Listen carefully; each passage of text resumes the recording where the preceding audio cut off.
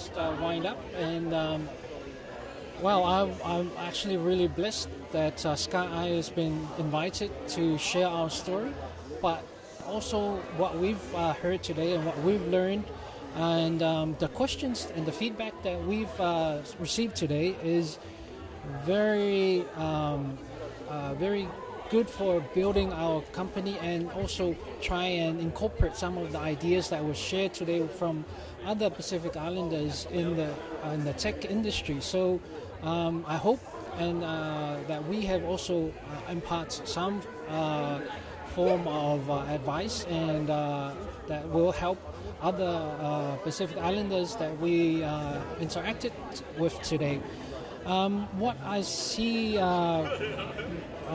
is very encouraging in terms of that we Pacific Islanders understand that we have a certain skill, certain creativeness, and certain skills that are not readily available, I mean, with other people. So I'm very encouraged that they understand that we understand that ourselves. I'm just hoping that all the other Pacific people that are out there that want to look at ICT as a career path. It doesn't have to be coding. You have to use the technology to your benefit. That's the key. So make sure that you're using technology to benefit you, and to work for technology to work for you, and that's how you're going to be able to be be successful in my view anyway.